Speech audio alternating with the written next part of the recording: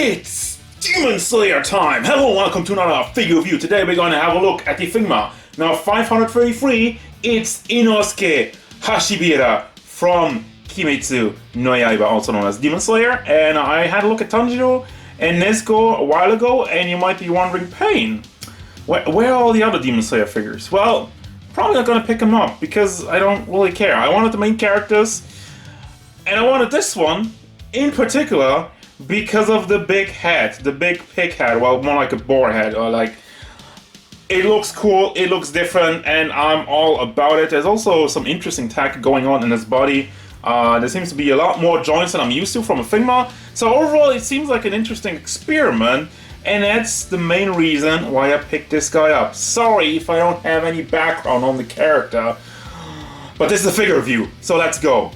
Boy, oh boy, the word of the day is articulation. Ding, ding, ding, ding, ding, ding, ding. We're gonna have a look at the size first. Oh, so this figure stands at about 13.5 centimeters to the top of the ears, well, a little bit over that. And for your inches, we would go up to 5.2 and a half, a little bit. Size comparisons. Here's Jalter, Tanjiro, and Nezuko. The SH Figure Art Son Goku, Naka Michelangelo, and Darkseid. Now for the overall look in detail, obviously this is an extremely simple design as such. There's not really that much to look at. It's one of these situations where I feel like it would really benefit to have some shading on here. But then again, Figma doesn't really do shading, so is it really worth complaining? It's worth mentioning. Now I gotta give some props though to the eyes of the head sculpt. Like, this is just printed on, but the precise line work on it looks beautiful. For the horns, however, it seems like there's a little bit either too much plastic or too much paint on it. As you can tell, the tips look kind of mangled. There's some molded detail in there, which elevates it a little bit more.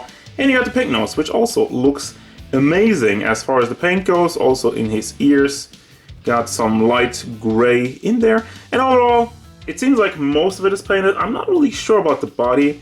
It kind of feels like it is. It's an iffy part because you can tell the body, the joints stand out weirdly because they're a lot more shiny than the matte they have on here. So it's a bit of an issue, but not too much. Overall, I mean, I feel like, generally speaking, the one thing about the aesthetics that kind of suck about this figure is the articulation. And, you know, we'll get to the articulation, but it's one of these features.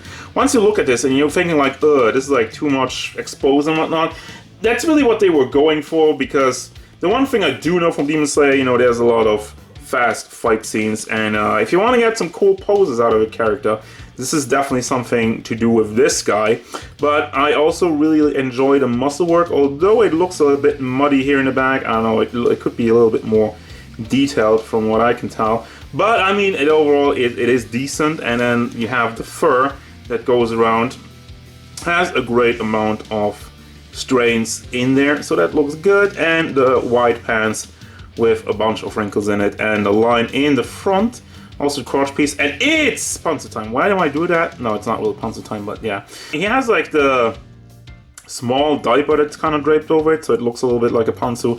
It goes very low, and that's also like, yeah, one of these problems. As we go down to the shoes, we have some more fur. Well, it looks like fur going down on there, and the sandals with the toes in it. Looks nice and detailed down to the nails in it. So that's pretty good, but there's a little bit of blue in there or whatever this is. Seems like a dirty toenail. What's up with that? And even some detail under there. So that's pretty cool. But now let's get to the part why this figure looks so extremely wonky. The articulation. First of all, the head sculpt, from what I can tell, is on a ball. The head sculpt itself has just some wiggle motion, does tilt side to side, and does go all the way around. And I'm holding on to this part because this is a two-parter. This is floaty, and under there you do have the neck. So really, if you're moving everything forward, you can also shift this actually. So you can bring it all the way forward, have a little bit of a gap in the back, but that's fine. And then let's get it to the back, shifting it. Yeah, see, that's pretty impressive for like a figma. You do have also the neck for some side to side wiggling, I say, because it doesn't really tilt side to side, because it's way too busy. Now for the shoulder articulation, you do have the ball hinge and another ball into the shoulder itself. That's like a Figma classic. But since there's nothing hindering it, this goes up and down. You can also shift it on the ball itself, like that, to make it look better. But if you're really going for the crazy poses, you can just bring it forward like this. Like, this is amazing, especially for like when he holds the swords. Can do some good stuff with that. And I'm really like, that's the point. I kind of dislike the figure looking how it is, and it is like the ball hinge in the elbow. But like, they were clearly saying, all right, we want to have super articulation, a ball hinge in the fist, and also rotates around.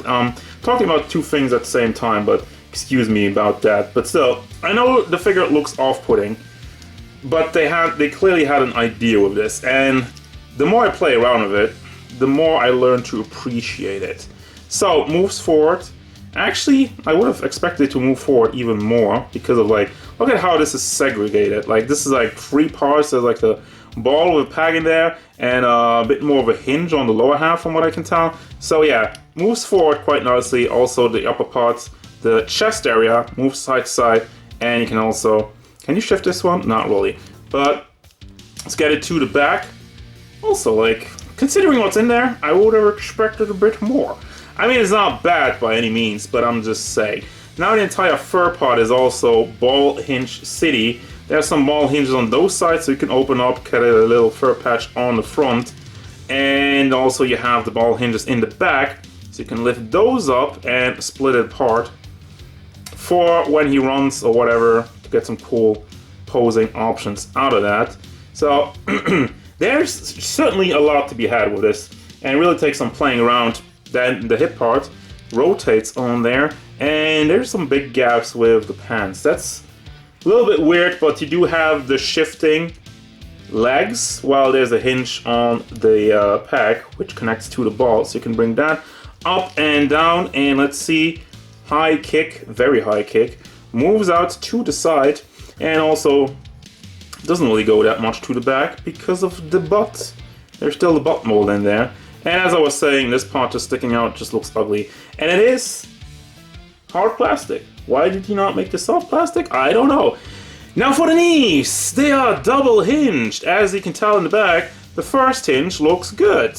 No problem with that. The second hinge doesn't really do anything. It just, I mean, it moves, but look how ugly this looks. I don't know. Well, it depends on the angle, I guess, and if you don't move it all the way back.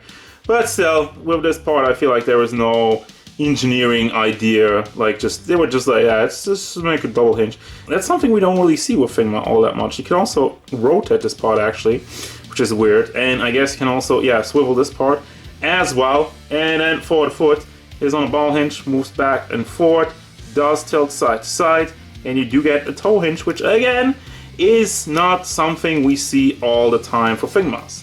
So for your articulation, first and foremost, he comes with a lot of hands. You got like the open hand, the thumbs up hand, the semi-open OP hand, yeah, 2 holding hands, a little bit more large holding hands, and then we have another set of holding hands, which seem to be a bit more round, a lot less lenient, and then you got the booby grab hands, which they're coming for you. They're coming for you. Whoa, okay. And then we got his head sculpt, which looks amazing. If I wasn't so much in love with the crazy pig head, I would actually use this one. But you know, it looks clean, nicely molded, has the blue on the tips, and a lovely, lovely expression. A little bit angry, a little bit happy. I don't know.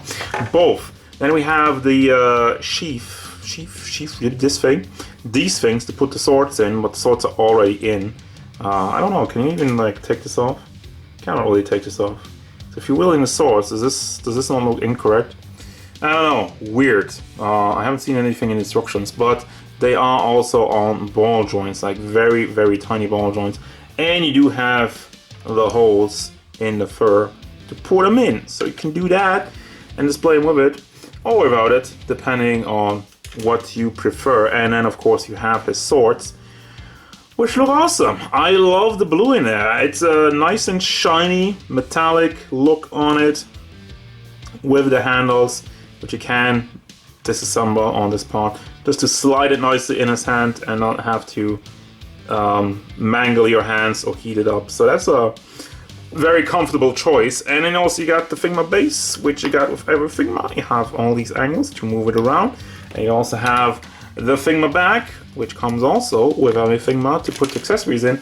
And finally, something I don't really bring up all the time, you have this piece which you can put on the base, and you have this piece if you're if the ball hinge in his hand breaks off, you have a replacement. Final thoughts, and yes, I know I put the swords on them and the swords on the bandages, which doesn't make any sense, but you know, I just wanted to show you everything right now. And while we're at it, so first and foremost, while trying to put this figure into pose, one thing I noticed is that the entire torso is quite wobbly, and it likes to be pulled down by the weight of the legs and the cape and whatnot. So that's something to keep in mind, something to hinder your articulation a little bit. Also, I had, that might be quality control issue, I had especially this part of the fur and this kneecap just kind of go off all the time while trying to put this guy into positions. So those are a couple more things to keep in mind. And also, like, I feel like the pegs for the swords are pretty damn long, and also hard to get in there. Like, I feel like the pegs are just a little bit too long. Maybe I cut them off a little bit. So that being said, it means like, yeah, there's a little bit of issues in the back if you're trying to move them around, which I really tried. So here's some pictures. But anyway, obviously I really tried to put them into some poses because that seems to be the big feature of the figure. So what does that mean in general? I mean, as I was saying throughout the review, I was trying to get the part home that yes, they really heavily focused on the articulation. As such, the overall look of the figure suffers, but you know, if it's the idea, can I hate on it? I think that's really up to each and every one of you. If you look at this and be like, ah, well, this looks ugly, then sure, it's a pass. But if you're into hyper-articulated figures, then this might be something for you. If you're into Demon Slayer, I feel like this is looking good, even though they have like the... Some people pointed out there's another company that's doing Demon Slayer figures, which look fantastic, and they have like real cloth and whatnot, but you know, I'm not invested enough into Demon Slayer to buy more figures of this. I got the figmas, and I'll stick with the figmas, so I still recommend this one. That's gonna do it, guys. As usual, thank you very much for watching. Don't forget, if you enjoyed this review, hit it up with a like and subscribe to the channel so you can stay tuned for more figure reviews, card game stuff, and whatever Inosuke Hashibara wants.